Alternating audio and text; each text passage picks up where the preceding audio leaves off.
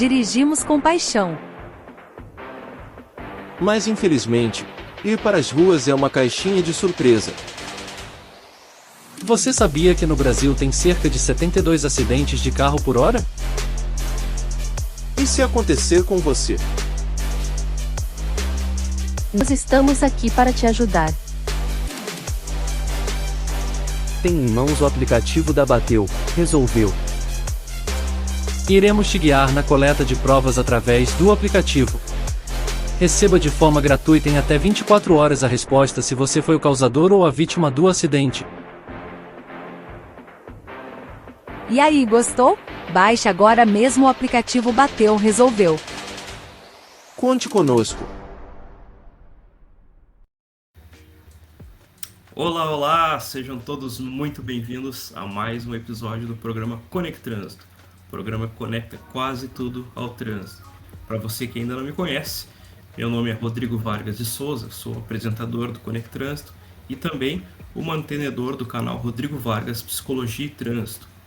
Se você ficou curioso, quer conhecer um pouco mais do meu trabalho, convido você a escanear esse QR Code aí que está na sua tela e vai estar conhecendo um pouquinho dessas duas obras aí. O primeiro, o Efeito Transformers em Trânsito, que é um ensaio sobre a humanização da máquina e a mecanização do humano. E o segundo e mais recente aí é o livro A Indústria, que são percepções de um agente de trânsito. Para você que estiver nos acompanhando e ficar conosco até o final do programa, eu vou liberar um super cupom aí com um desconto para você adquirir essas duas obras aí num combo super especial, certo? Então, sem mais delongas, quero chamar a nossa convidada, já cumprimentando os nossos amigos aí que nos prestigiam, Kleber Braga e Domingos Dantas, pelo YouTube, pelo LinkedIn, pessoal também que tiver pelo Facebook, aí um grande abraço, inclusive no canal da nossa convidada também. Então, senhoras e senhores, recebam com muito carinho minha grande amiga e colega Stefânia Alvise. Stefânia, seja muito bem-vinda ao programa. Muito obrigada, boa tarde a todos, boa tarde, Rodrigo, obrigada pelo convite. Espero que hoje seja um papo muito gostoso, tranquilo. Vamos falar de um assunto que a gente gosta muito, né? Trânsito. Com certeza vai ser demais. E tenho certeza que vai ser pouco tempo para tamanho conhecimento aí da nossa convidada. Certo? Antes da gente começar a apresentar, falar um pouquinho mais da história da Stefânia, quero convidar vocês para conhecerem, agora que conheceram já o nosso primeiro apoiador aí, que é o Bateu Resolveu, né? Aplicativo que entrega em até 48 horas um laudo pericial do seu sinistro de trânsito. Quero convidá-los também, vocês, para conhecer a Filos Editora, que também é outra apoiadora aqui do canal, editora pela qual eu publiquei meus 2 livros aí. Se você, assim como eu, assim como a Stefânia também, gosta de escrever, tem um sonho de publicar algo aí, tem algo guardado, engavetado, e tem o sonho de tornar isso um livro, não fala com nenhuma outra editora sem antes falar com a Filos Editora. Dá uma olhadinha um pouco do trabalho deles. A Filos Editora é uma editora independente, um selo editorial independente. Estamos atuando por volta de 4 anos e meio no mercado literário, auxiliando novos autores a se lançarem e produzindo livros físicos a baixo custo. A nossa sede editorial fica em Cerqueira César, onde eu moro, uma cidadezinha no interior do estado de São Paulo, e nossa sede gráfica fica em São Paulo, aqui mesmo, na capital devido à logística, mas entregamos para o Brasil todo, inclusive para países de fora, como Angola, Portugal, Espanha e assim por diante. Filos, projetando pensamentos. Tá aí então, Filos Projetando Pensamentos, nossa outra apoiadora aí do canal, certo? Então, sem mais delongas, vamos para o nosso primeiro quadro, para saber um pouco mais da história aí da nossa convidada. Nosso primeiro quadro, que é o Conectando os Pontos, né? Fala para nós aí, Stefânia, como é que surgiu esse interesse pela área do trânsito, como é que tu começou, quais foram os caminhos aí que te trouxeram até aqui?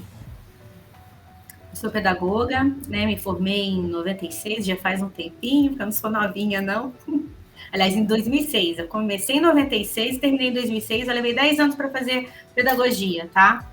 Na época, eu fazia 3 matérias e, concomitantemente, fiz contabilidade. Mas a minha paixão mesmo é pedagogia.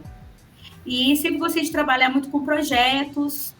Prestei um concurso na cidade de onde eu morava, em Minas Gerais, e comecei a trabalhar na prefeitura, né? Então, eu tenho licenciatura plena, trabalhei nos três níveis de educação, e sempre gostei de trabalhar com projetos, e percebia que eu queria ampliar um pouco mais, sair um pouco da sala de aula e passar os muros da escola e atingir mais pessoas com o meu trabalho. Foi quando a secretária, na época, de educação, me convidou para fazer parte desse trabalho multissetorial em parceria com a Defesa Social. Então, eu passei a fazer parte da Secretaria de Educação, emprestada para a Defesa Social, né, compondo aquele tripé, né, da educação, engenharia e fiscalização, e montamos um projeto que é o Programa Permanente e Contínuo de Educação para o Trânsito, na cidade de Poços de Caldas.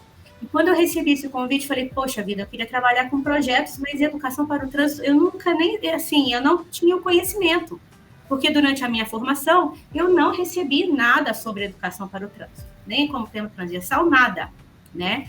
Então, comecei a estudar, comecei a ler e me apaixonei, porque o trânsito faz parte da nossa vida. Todos nós já ficamos indignados alguma vez na vida com algum acidente, algum atropelamento, alguma coisa que tenha acontecido com uma pessoa conhecida. E aí eu me identifiquei totalmente e mergulhei, montamos esse projeto, até mandei na época, era o Denatran, ele foi classificado, mas ele não ganhou, mas assim foi muito bom, foram mais de 4.000 crianças, né, que receberam a capacitação. Eu também tive a oportunidade de palestrar nas cidades vizinhas, né, o projeto foi referência, quer dizer, então tomou uma proporção muito, muito grande. Fizemos um trabalho junto com os agentes de trânsito, levando os agentes também para as ações. Foi feito um mascote desenvolvido por uma criança.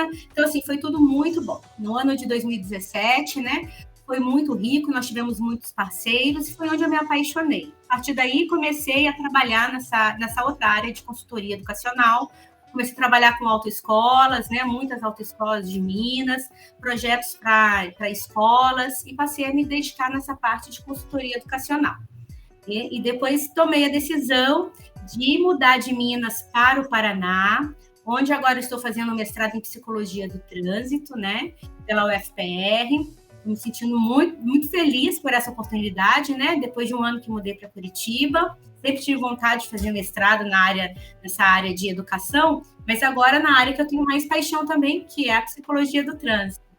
Fiz uma pós em gestão e normatização de trânsito e transportes, educação para o trânsito, tenho uma especialização, porque sou pedagoga em alfabetização e letramento, então as fases de desenvolvimento cognitivo tão importantes, né, para trabalharmos com as crianças. E hoje, então, estou aqui morando em Curitiba, fazendo mestrado, me dedicando totalmente aos estudos e a, quem sabe, contribuir um pouco com o meu trabalho para a sociedade, através das pesquisas, né? Já tem contribuído, na verdade, muito, né?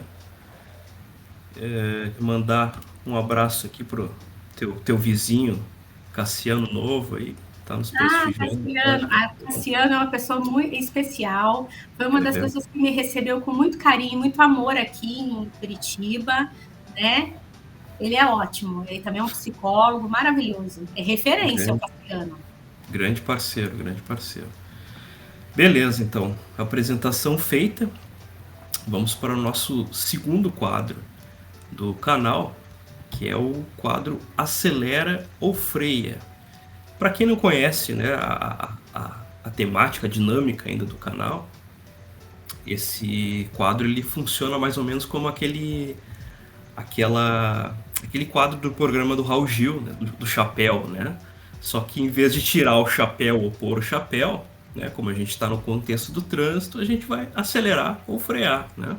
Ou seja, eu vou falar algumas situações aqui do trânsito, né, para a Stefane, e ela vai dizer se ela acelera ou freia, né? Ou seja, se ela é a favor ou contra, e por quê, né? Obviamente. Certo? Então, vamos à primeira situação aqui. Tendo em vista que nós temos um agente de trânsito e uma pedagoga, né? Eu pergunto, a multa enquanto instrumento educativo, Stefânia, tu acelera ou freia? Acelero. Acelera, por quê? A multa, ela é um instrumento educativo, sim. Ela é de fiscalização e também ela é educativa. Não estou falando da minoria, mas eu estou falando que a maioria, ela realmente só tem uma mudança de comportamento, muitas vezes, ou pelo amor ou pela dor, quando pesa no bolso, né? Então, a repetição de erros muitas vezes pode levar a multa, e quando não leva a multa, muitas vezes leva ao acidente, né? E tem uma porcentagem muito pequena de pessoas que são multadas porque foram vistas cometendo infração, e essas infrações são cometidas em mais de 50% sem que as pessoas consigam ver, visualizar. Então, eu acredito que realmente a multa seja educativa. Além de punitiva, ela também ensina, né, que você fez errado, você levou aquele puxãozinho de orelha, se você não respeitou as regras, né?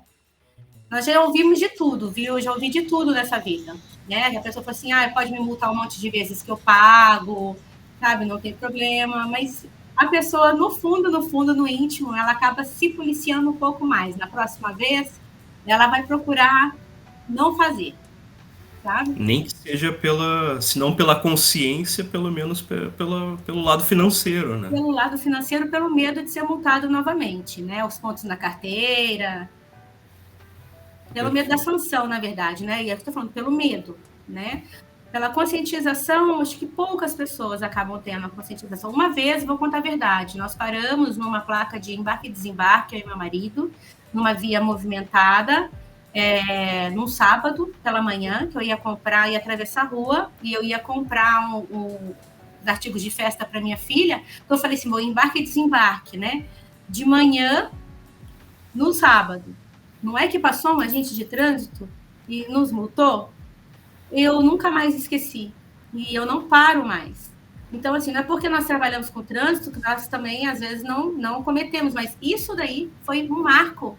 Eu falei, não vou mais fazer isso. Entendeu? Não foi nem pelo fato da multa, foi uma vergonha moral que eu tive. E, poxa, eu vi que eu estava fazendo errado, mas eu queria fazer um rapidinho, eu ia atravessar a rua para pegar, sabe? Então, assim, e poderia não ter passado. E quem sabe, na próxima vez, como não tive essa sanção, pudesse repetir algumas vezes, até uma hora que poderia acontecer um sinistro, uma batida, uma multa mesmo, né? Então, assim, é pelo amor ou pela dor.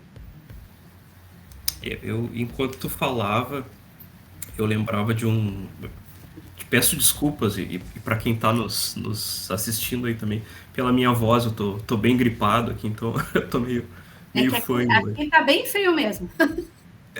De então, ponte. Esses dias eu fazia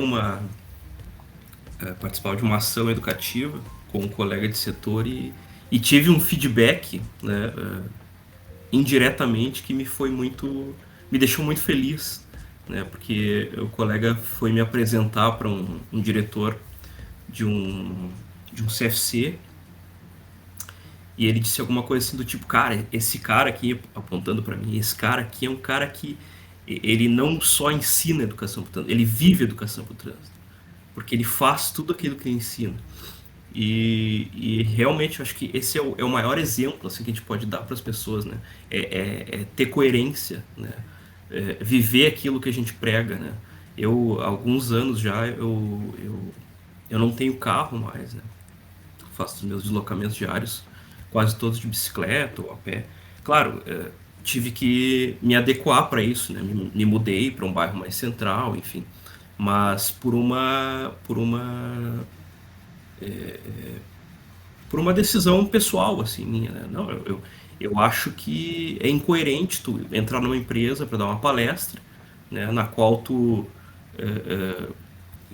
procura incentivar as pessoas, né, a utilizarem o transporte público, transporte ativo, né, enfim. E aí tu sai, né, pega teu dinheiro, põe no bolso, entra no teu carro e vai embora, né? É no mínimo incoerente isso, né? Então eu digo, não, cara, se eu vou pregar uma coisa, então eu quero viver aquilo de fato, né? Foi o que eu fiz também. Quando eu mudei para Curitiba, eu vendi o carro. E eu ainda, aquelas conversas que nós temos no WhatsApp, né, Rodrigo? Eu ainda estou na expectativa de comprar uma bicicleta. Eu tenho medo de pedalar ainda, né? Mas assim, eu dirigia, sempre dirigi, tive moto também, né? Então, assim, eu vendi o carro, eu não tenho mais. Também moro numa área central, onde tudo eu consigo resolver em 15 minutos, né? E muitas vezes vou para o UFPR a pé. Então, assim, é uma boa caminhada. E então a gente acaba se adaptando. É lógico que não vamos falar que, poxa, tem certas situações que te facilitaria a vida ter um carro, mas você vai criando esse hábito, sabe? Tanto que meu marido tem carro. Quando eu tenho a oportunidade de dirigir o carro dele, eu faço de tudo para não dirigir. Então, a gente já cria esse hábito, sabe? E realmente nós temos que viver aquilo que nós falamos. E as nossas experiências que nós passamos ao longo do tempo, elas serviram para nos deixar cada vez mais assim ligados e conectados com a educação para o trânsito. Não tem como nós falarmos de alguma coisa sem sermos aquilo. Nós somos exemplo, então sermos bons exemplos, né? Não é no trânsito, escolha a vida.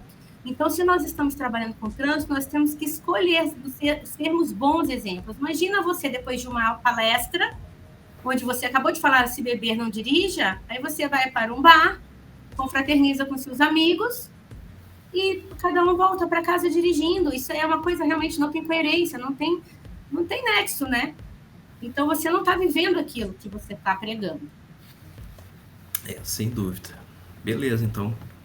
Primeiro desafio aí do quadro concluído. Vamos para o segundo, então, que é bem focado na tua área de conhecimento, então. Que é a capacitação de professores para trabalhar em educação para o trânsito em sala de aula. Tu acelera ou freia? Isso é fácil, né? Olha, eu acelero, porém, as professoras, os professores não têm essa formação na base acadêmica. Não existe essa formação, né? Existem temas transversais, né, como saúde, meio ambiente, ética, cidadania, né? E a educação para o trânsito é uma delas. Porém, o professor ele não recebe isso na formação, no berço ele não recebe. Quando ele vai trabalhar, quando ele vai para o campo, consta na BNCC, dentro da macroárea Cidadania e Civismo, a educação para o trânsito ele precisa trabalhar. Porém, a proposta é que não se trabalhe a educação para o trânsito somente no Maio Amarelo ou em setembro, na Semana Nacional do Trânsito, porque o trânsito ele perpassa, ele já está posturado dentro de todas as disciplinas. E o professor, eu percebo isso, ele tem muita dificuldade em transversalizar o tema e colocar isso dentro dos conteúdos programáticos, de modo que ele linke a educação para o trânsito aos conteúdos programáticos.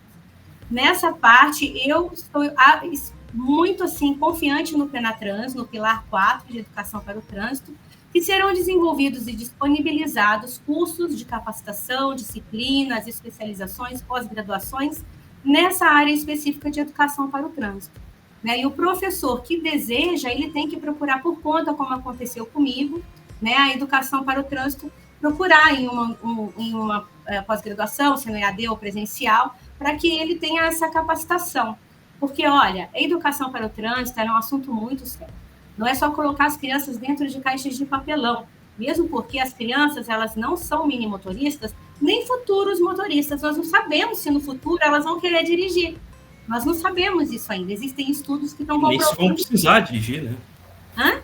E nem se vão precisar dirigir, né? E nem se vão precisar dirigir, né? Porque, assim, a criança, ela brinca, tem a parte lúdica dela, dentro do desenvolvimento do cognitivo, né? Do desenvolvimento cognitivo do Piaget, onde ela realmente ela transforma aquela cópia do adulto em brincadeira, né? Então, ela brinca que ela está dirigindo. Mas o trânsito, ele é sério, ele não pode ser levado numa brincadeira, né? Então, vamos brincar aqui de trânsito, não é brincadeira. Nós vamos fazer uma vivência no trânsito, montar uma mini cidade no trânsito. Então, isso tem técnicas, isso tem métodos para que seja trabalhado de forma coerente e faça sentido para a criança, né? Então, por exemplo, a criança de zona rural, ela tem a especificidade local dela, né? Assim como, por exemplo, a criança do Nordeste é diferente da criança do Sul, né? Do Centro-Oeste, cada uma tem a sua especificidade. Então, é necessário ver qual o déficit, o que precisa ser trabalhado e contextualizar isso dentro da sala de aula de forma real, não de brincadeira. A criança aprende brincando? Com certeza. Eu super a favor da ludicidade, mas uma ludicidade voltada para a realidade da criança, né? Então, eu até postei esses dias na minha rede social. Vamos transformar a caixa de papelão, que é um carrinho, em uma bicicleta, né? De papelão que seja. Ela é ciclista, ela é pedestre, ela anda de skate, de patins, né? Mas onde ela deve andar? Em todos os lugares?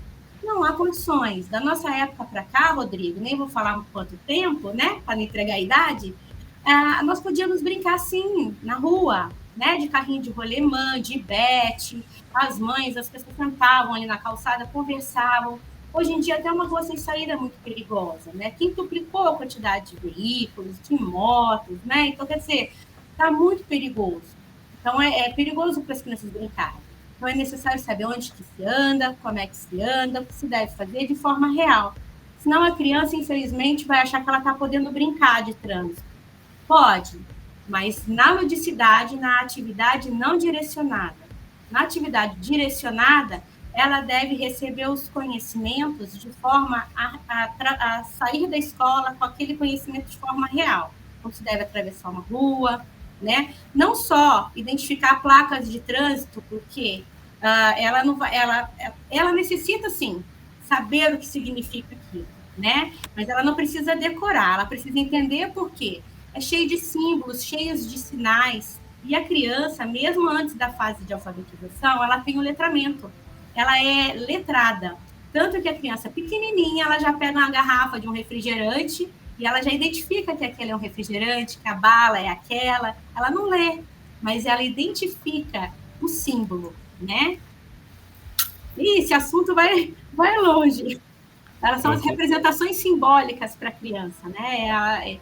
E isso é muito importante. Por isso que eu sou a favor da educação para o trânsito desde a formação ali, acadêmica do professor.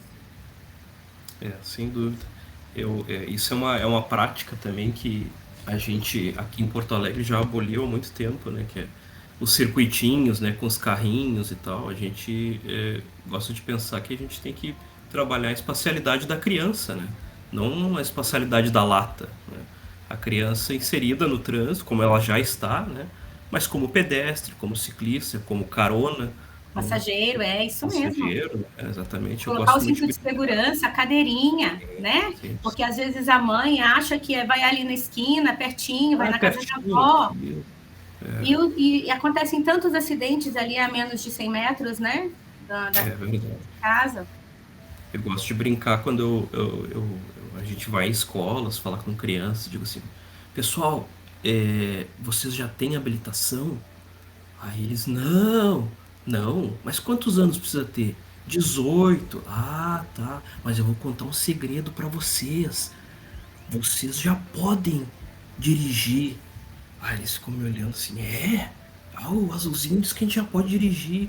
Eu digo, sim, bicicleta, né? Para estimular essa ideia de que eles já estão no trânsito, eles já fazem parte do trânsito. Eles não precisam esperar uma habilitação, esperar ter 18 anos para se inserirem no trânsito, né? Eles, olha, e a bicicleta precisam se cuidar a partir de hoje, né? Ela desenvolve habilidades e a coordenação motora fina, a coordenação motora, a espacialidade, a lateralidade, a noção de equilíbrio. A bicicleta é essencial, assim como patins, né? Então, estimular bastante, fazer as professoras, por exemplo, um dia de bicicleta na escola, um dia de patins, sabe? Um dia do skate. Também, olha as habilidades, né, que a pessoa tem que ter no skate, né? Então, faz aquelas manobras todas. Isso tudo é muito bom para a parte cognitiva da criança, até na parte de aprendizagem na escola, na parte da escrita, de amolecer a mãozinha, sabe? De deixar a criança um pouco com a escrita no papel.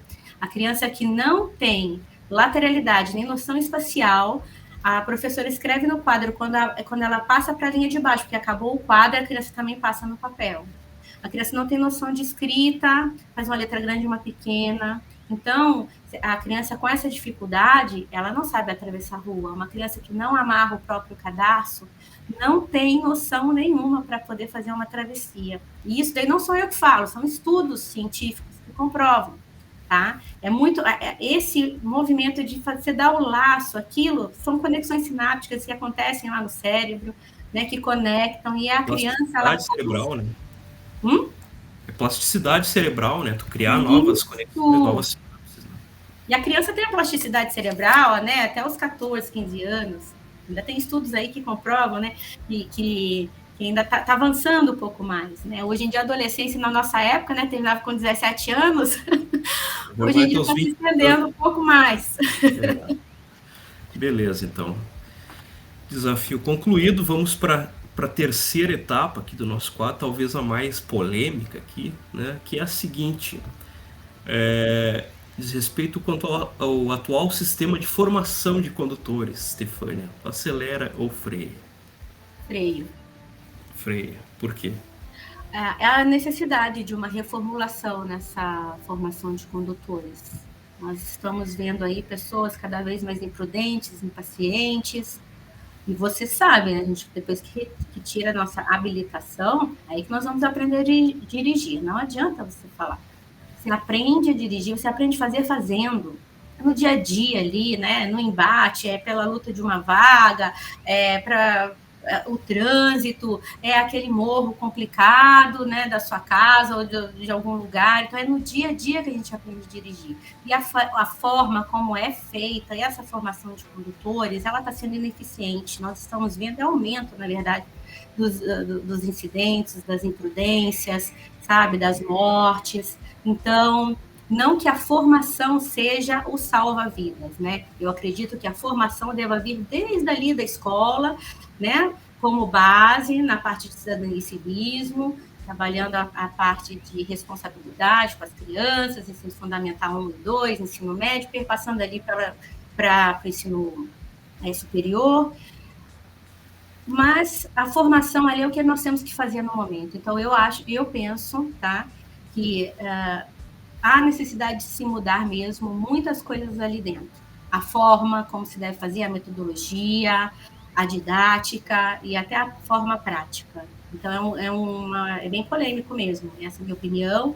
Eu acredito que nós tenhamos que dar uma reestruturada nessa formação, tá? Tudo muda, tudo melhora, então vamos melhorar também a formação. Materiais bons nós temos, né? Pessoas dispostas.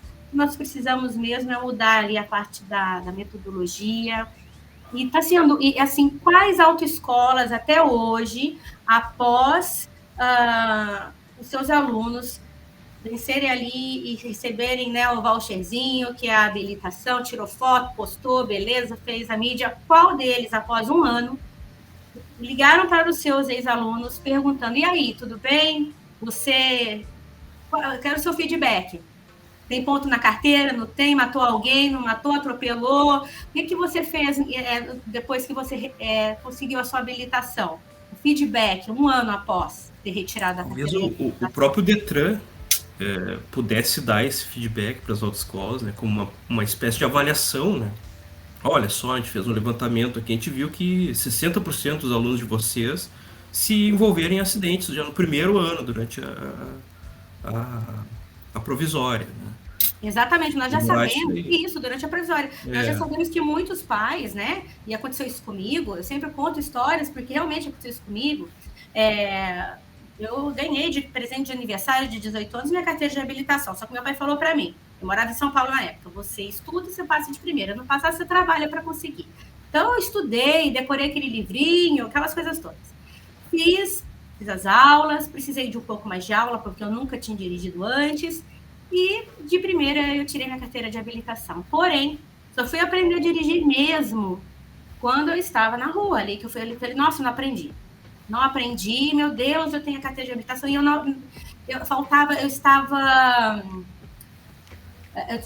tinha uma imperícia total.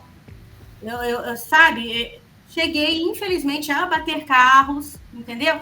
Por quê? Porque eu não tinha noção espacial, fazer a baliza, hoje em dia já sou boa, tá? Mas, assim, eu tinha essas dificuldades. E em nenhum momento, depois que eu tirei minha carteira de habilitação, a própria autoescola, que fez tanta propaganda e tudo, me ligou, me retornou, sabe? É necessário. Se a pessoa ainda está tendo alguma dificuldade, antes que aconteçam coisas piores, ou ele tem que fazer um curso de reciclagem, penso eu, tá? E ele poderia, sim, estar tendo mais aulas, estar tendo uma capacitação melhor, voltar à autoescola e falar, olha, eu acho que mesmo com a carteira de habilitação, eu ainda preciso ter algumas outras aulas. Eu ainda preciso, eu estou tendo dificuldade. Né? Porque tem gente que tira a carteira de habilitação num veículo e não consegue dirigir outro. Tem muita dificuldade, né? E agora com os carros automáticos também, né? A pessoa começa a dirigir carro automático, mas não consegue mais dirigir carro manual. Porque fica aquela coisa automática do próprio veículo tá mudando. E agora, então, com os carros autônomos, né? O que será que vai acontecer? Concordo contigo, acho que é o processo, o sistema como um todo, né? Não é colocar a culpa em A ou em B, né? Não, é o instrutor, ou é o CFC. Eu acho que é reestruturar todo o processo, né? Eu costumo dar o exemplo do aluno, né? A gente é quase injusto, né? Mais do que injusto, culpar A ou B, porque é o sistema todo, né? É uma engrenagem. É como se tu tentasse ensinar medicina para um aluno que chega na faculdade praticamente sem saber ler ou escrever, né? Então é impossível formar um condutor exemplar, né? Faltou ali, teve uma lacuna lá atrás, né? Então, assim, não estou culpando nem ao dono de autoescola, nem nada. E, assim, eu só estou questionando o seguinte... eu não vi ainda, por exemplo, dono de autoescola ou até o Detran fazer esse feedback, sabe? Buscar esse feedback. Nunca e aí, vi também. Depois que ele conseguiu a carteira dele, aí tem a provisória. Depois ele conseguiu a permanente, né? Um ano depois, busca esse aluno novamente, busca esse condutor novamente, sabe? Como ele está? Faz uma pesquisa, entendeu? E a parte também, viu, Rodrigo, da... psicológica, sabe? Do teste psicológico, psicotécnico. Não fala mais psicotécnico. Fala, como é que fala? Avaliação psicológica. Avaliação psicológica também. Você faz uma vez. Só que é o seguinte, as pessoas ao longo da vida, elas sofrem traumas, perdem pessoas, ficam desequilibradas, né? Tem depressão, principalmente pós-pandemia. Seria necessário que todos passassem pelo menos uma vez por ano por um processo psicológico ali, por uma avaliação psicológica, tá? Porque, assim, tem pessoas que tomam medicamento que não podiam estar dirigindo e dirigem. Existem remédios para pressão que elas deixam a pessoa um pouco confusa, sonolenta. Para até rinite alérgica, existem medicamentos que é muito perigoso a pessoa estar conduzindo e ela também fica sonolenta. Eu faço essa analogia com a revisão do veículo, né? Muitos especialistas em segurança viária afirmam que o ser humano é responsável por 90%, né, dos acidentes de trânsito, ou dos incidentes, né? Então, como é que a peça que mais gera acidentes no veículo, né, que é aquela que fica entre o banco e o volante, ela pode ser revisada a cada 10 anos, né? E o veículo, que em tese é o que menos gera acidentes, ele tem que ser revisado todo ano, né? Tem alguma coisa errada aí, né? Inclusive sobre o plano de perder a garantia do veículo, né? Excelente analogia, nossa, excelente, parabéns. É isso mesmo. E nós mudamos ao longo de um ano para cá. Pega tuas fotos, pega tua vida o ano passado, antes da pandemia, pós-pandemia, né? O que está acontecendo? Então, as pessoas precisam. Isso daí para garantir a segurança de todos. Não é para ficar ninguém tomando conta da vida do outro, se está doente, se não está. Não é isso, é para garantir a segurança e a harmonia no trânsito, porque nós nos mostramos no trânsito através do anonimato. Através do anonimato. Nós estamos dirigindo e tal, então a pessoa nos freia, nos fecha, a gente não está muito bem naquele dia, xinga. Então, nós nos mostramos mesmo no trânsito. Pode ver, se você está com uma pessoa conhecida, ou com o seu chefe, com uma pessoa, você se controla no trânsito. Mas você está sozinha, você com você mesmo, a sua máscara cai.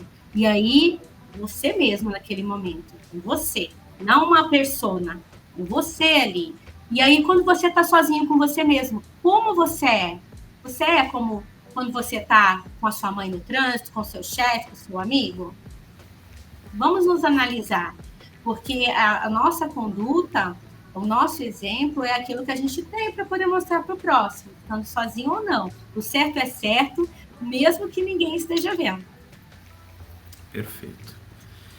Beleza, então chegando ao final, quase ao final do nosso programa aqui, vamos para o nosso último quadro, que é O Povo Quer Saber. Quadro aí onde nossa audiência manda as perguntas aí para os nossos convidados. Que eu confesso, estou pensando seriamente aqui em mudar para o nome do quadro para o Alex Clay Quer Saber, porque é o nosso telespectador cativo, que está sempre conosco, sempre participando, toda semana mandando perguntas. E essa semana ele mandou a seguinte pergunta: qual a melhor forma de educar para o trânsito? A melhor forma de educar para o trânsito é através do exemplo, é sermos exemplo daquilo que nós estamos falando, foi o que nós conversamos agora, né? Então, escolha sempre fazer o que é correto, escolha sempre contar boas histórias, ser bom exemplo daquilo. Tem métodos e práticas, né, exclusivas para a educação para o trânsito. Porém, você sendo coerente naquilo que você faz é o melhor método, né? Agora, depende também a faixa etária, né? Se for a faixa etária, se for criança, tem um jeito de trabalhar, se for adolescente, outro, adulto, outro, né? Mas seja sempre exemplo. É a melhor forma para você trabalhar a educação para o trânsito. Porque tem sempre alguém te olhando, tem sempre alguém que inspira em você. Beleza. Ótima resposta aí, Stefânia. Quero mais uma vez te agradecer, nosso tempo já está estourado aqui. Agradecer o aceite aí, acho que trouxe muito conhecimento aí para nossa audiência. E pedir para ti deixar tuas considerações finais aí para os nossos ouvintes. Eu quero terminar falando que a segurança no trânsito ela está diretamente ligada ao nível de desenvolvimento econômico e social dos países, tá? Vamos fazer com que a nossa segurança, o nosso trânsito seja bom, seja harmônico. Isso não depende do outro, isso depende de nós mesmos, das nossas ações individuais em prol do coletivo, né?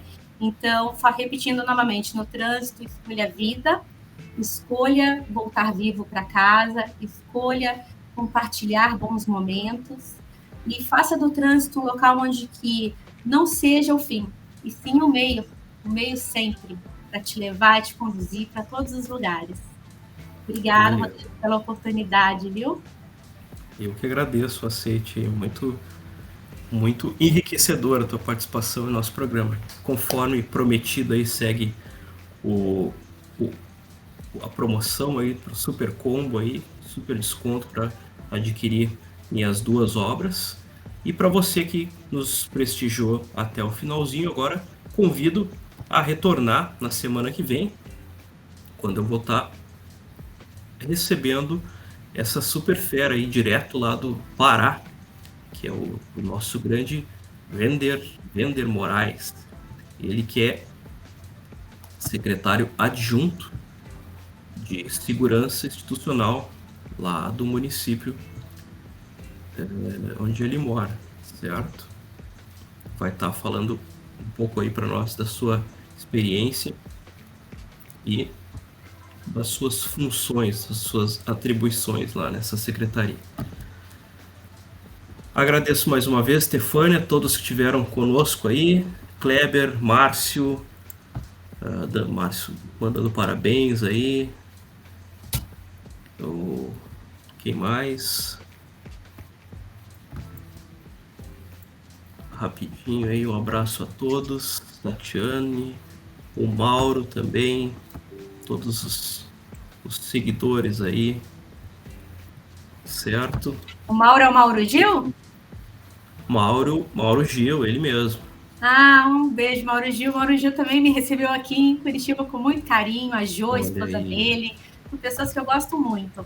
Nosso amigo Cassiano também. Cassiano. Olha só quem está nos prestigiando, Stefânia. Celso Mariano. Nossa, esse acredito que até hoje eu não conheço o Celso pessoalmente. Ah, tá Eu mudei brincando. pra cá, eu falei pra ele que eu iria lá, eu ia fazer uma loucura, ia de repente lá, mas eu falei, ele é muito ocupado. Eu não O vou, Celso vai nossa. ser um queridão.